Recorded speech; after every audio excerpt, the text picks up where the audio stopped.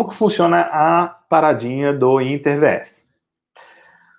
Internamente, o Howe permite que você crie dois chamados VE Groups, que são grupos de Virtual Ethernet, interfaces Ethernet virtuais.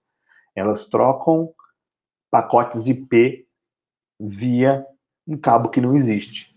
Então, como que funciona exatamente? Ele vai ter lá uma espécie de switch, nós vamos chamar de VE Group L2, VE Group L2, e ele só deixa você criar dois VE Groups. Então, eu tenho o costume de criar o 2 e o 3. Você pode criar o 1 e o 2, mas se você tentar criar o 3, ele não vai deixar, porque só podem existir dois. Talvez no futuro a Huawei deixe criar mais, não sei qual é a ideia dela, porque eu achei essa solução dela aqui uma gambiarra muito grande.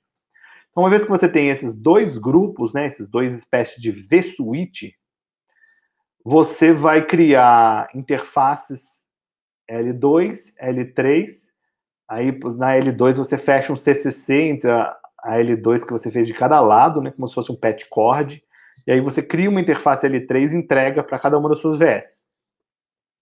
A ordem é bem meticulosa, então eu fiz um desenho bem detalhado de como que funciona essa parada. Como ele usa os recursos de encaminhamento MPLS para fazer essa junção, você tem que ter o software de MPLS rodando.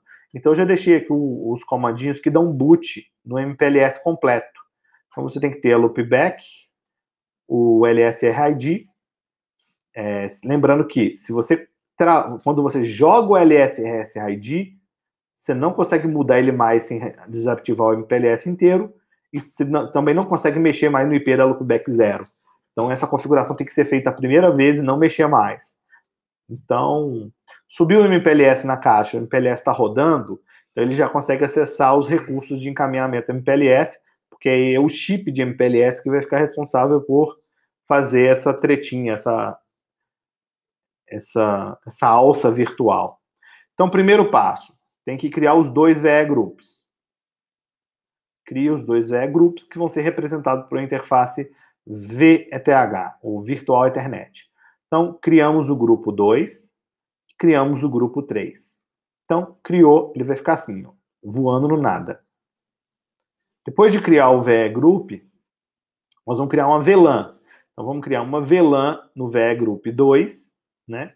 E vamos criar uma VLAN no VE Group 3. Então, vai aparecer essa bolinha aqui, que é uma VLAN. A VLAN.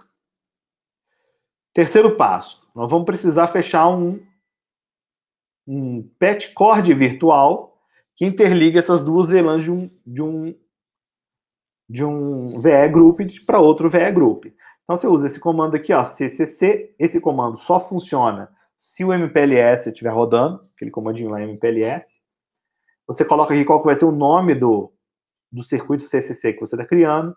Aí você informa a VLAN que está num VE Group e a VLAN que está no outro VE Group. Feito isso, ele vai criar esse cabo aqui, virtual, ligando essas duas VLANs. Então, aqui você vai estar criando uma conexão de L2, interligando essas duas paradinhas. Próximo. Você vai precisar criar uma interface de camada 3. Então, ou seja, dentro do VE Group 2, você vai criar uma interface de camada 3. E dentro do VE Group, você vai criar também interface de camada 3. Então, você vai estar criando esse cara aqui, ó. Vai estar criando esse cara e esse cara. Aí, depois que você criou esses caras, você vai criar... Então, eu até botei as bolinhas na ordem que tem que fazer aqui, porque depois que você ligou esses caras, você vai ter que criar ainda uma subinterface, olha, com a mesma VLAN que você criou lá, nos dois lados. Que aí é esse quadradinho aqui, ó. Depois que você criou todo mundo, você vai criar esse cara aqui. E esse cara aqui é, enfim, a interface que você pode entregar para uma VS e para outra VS. Feito isso, dentro de cada VS vai aparecer o nome da interface. Se você botar o primeiro IP aqui e o segundo IP aqui, eles se pingam. Esse aqui é um exemplo que eu fiz ligando uma VS na outra. Tipo assim, no NE40, VS1 com VS2.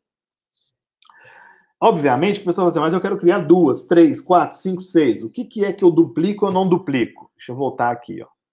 Você não duplica o VE Group, porque ele só deixa criar o VE Group. Você não duplica o Virtual Ethernet também, esse L2 Terminate aqui, você não duplica.